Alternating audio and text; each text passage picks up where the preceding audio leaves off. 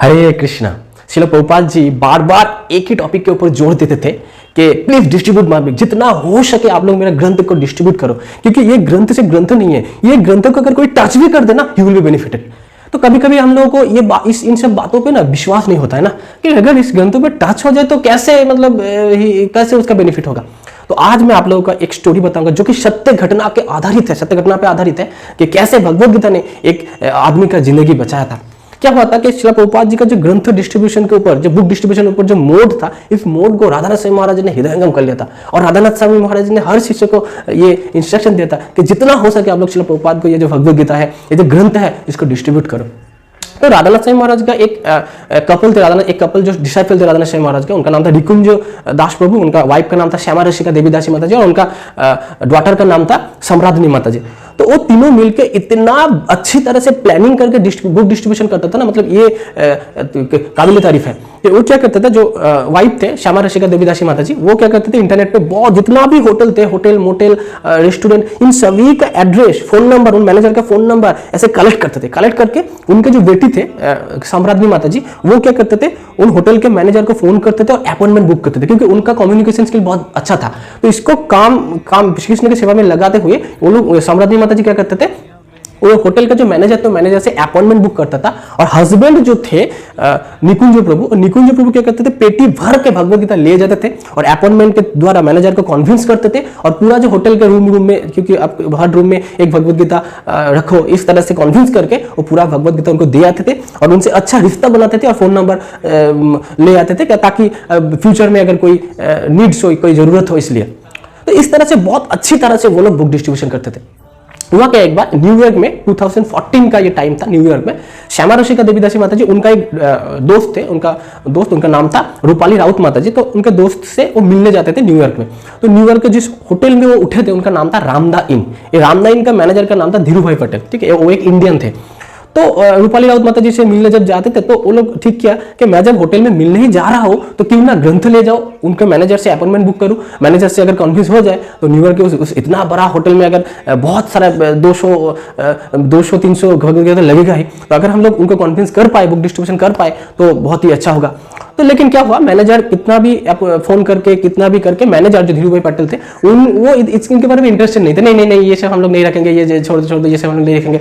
तो उन लोग होप नहीं तोड़े, उन्होंने क्या किया, ठीक है चलो रूपाली राउत माता जी से हम लोग मिलने जा ही रहे, तो क्यों ना एक बार उधर जाके, एक बार प्रैक्टिकली फिजिकली हम लोग मीट करके उनको एक बार कन्विंस करने की कोशिश करें।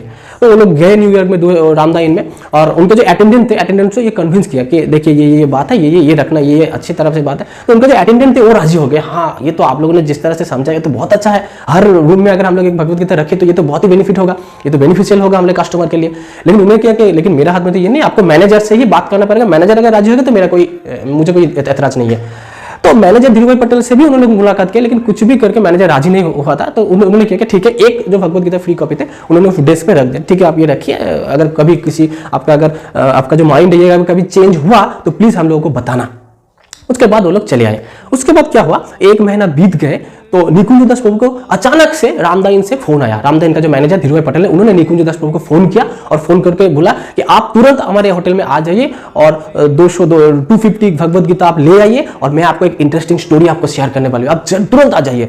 तो निकुंज दास प्रभु तुरंत 250 भगवत गीता को गाड़ी में लेके, पेटी भर के लेके वो लोग चले गए रामदा इन। तो रामदा इन में जब जाए तो मैनेजर ने बताया कि किस तरह से ये आपका जो भगवत गीता आपने डेस्क पे छोड़ गए थे ना, ये भगवत गीता किस तरह से एक आदमी का जिंदगी को उन्होंने सेव किया। किस तरह से एक दिन क्या हुआ, उस होटल में रामदा इन में एक फ्रस्ट्रेटेड व्यक्ति आया था, वो बहुत ही फ्रस्ट्रेटेड लग रहे थे, और वो व्यक्ति आए थे सुसाइड करने के लिए इस होटल में, कि मैं इस होटल में अगर जाऊँ एक रूम में मैं सुसाइड कर लूंगा, कोई मुझे डिस्टर्ब नहीं करेंगे। तो जब उन्होंने एक रूम का चाबी मांगा, जब रूम बुक किया, रूम का चाबी जब हम लोगों ने दिया, तो वो रूम का चाबी के साथ इस भगवत गीता डेस्क पे खड़े थे, डेस्क पे रखा था। तो भगवत गीता को मैगजीन समझ के वो ले गए उनके रूम में, और रूम में जाके रूम को बंद कर दिया और डू नॉट डिस्टर्ब का सिग्नेचर साइन लगा के, साइन बोर्ड लगा के वो रूम में चले गए। और रूम में वो बहुत ही वो गले में फंदे दे के डाल कर वो चाहते थे कि मैं सुसाइड करूं, गले में फंदे के लगा कर। तो फैन में रस्सी वस्सी टंगा के सब कुछ रेडी किया। तो रेडी करके वो एक बार बैठे और सोचने लगे कि सब ठीक कर रहा हूं ना। तो होता क्या है, जब सुसाइडल टेंडेंसी जो जिन लोगों को आते हैं, जब सुसाइडल थॉट हमारे दिमाग में आते हैं ना, तो एक्चुअली उस सिचुएशन को अगर हम लोग पार कर जाए ना तो सुसाइडल टेंडेंसी मतलब अपने दिमाग से निकल जाएगी। लेकिन होता क्या है कि उस सिचुएशन को पार करना कुछ व्यक्ति के लिए नामुमकिन हो जाता है। तो उन्होंने जब एक बैठ के सोचने लगा तो उनका दिमाग काम नहीं कर रहा था, तो पास में वो जो मैगजीन समझ के वो भगवद गीता को ले आए थे और उन्होंने तब क्या भगवद गीता को लिया, मैगजीन समझ के लिया और भगवद गीता का पन्ने को पलटा और जैसे भगवद गीता का पन्ने को पलटा ना तो एक श्लोक आया और श्लोक ही था। जब उस श्लोक को पढ़ा और प्रभुपाद का दिया हुआ जो तात्पर्य है तात्पर्य को पढ़ा ना तो उनको एक अंदर से अंदर एक पॉजिटिव वाइब्रेशन आया। उन्होंने क्या पढ़ने लगा, पढ़ते गए उनको नींद आ गया और वो सो गए। और जब सुबह उठा तो उनके दिमाग से सुसाइडल जो थॉट है वो निकल चुका होता है। तो तब उन्होंने क्या कि ये कोई साधारण बुक नहीं है। उन्होंने समझ लिया कि ये तो कोई साधारण बुक नहीं है, इस बुक में मेरे जिंदगी जीने का हर तौर तरीका लिखा है।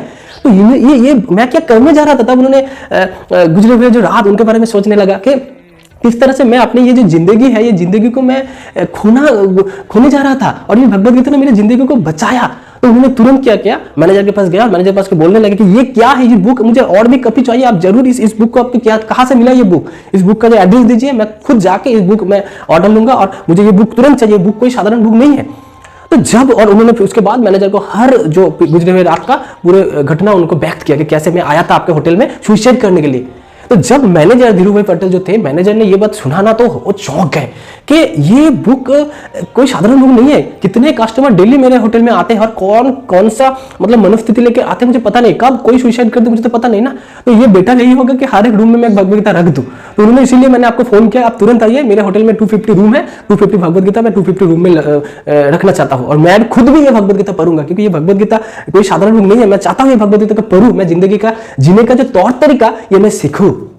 तो जब निकुंज प्रभु को ये बात सुना ना तो उन लोगों को श्रील प्रभुपाद जी के ग्रंथ के ऊपर और भी फेथ आ गया और मतलब वो डबल इंटेंशन से डबल एनर्जी लेके वो लोग भगवद गीता को प्रीच करने लगे। तो ये कोई आप लोग समझते हैं कि श्रील प्रभुपाद जी का जो ग्रंथ है कभी कभी हम लोग हमारे चेतना विशुद्ध नहीं होने, चेतना जो तो शुद्ध नहीं होता, इसलिए हम लोग इसको समझ नहीं पाते। पढ़कर भी हम लोग कोई ये इतना इंटेंशन हम लोग को नहीं आती है, मतलब पॉजिटिव इंटेंशन लेके हम लोग ग्रंथ का वितरण नहीं करते।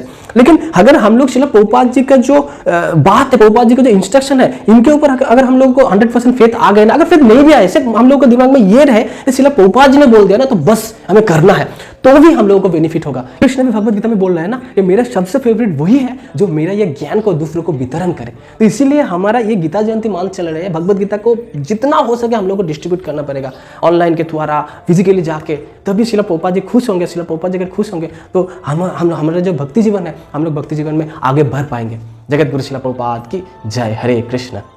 Thank you for watching our videos.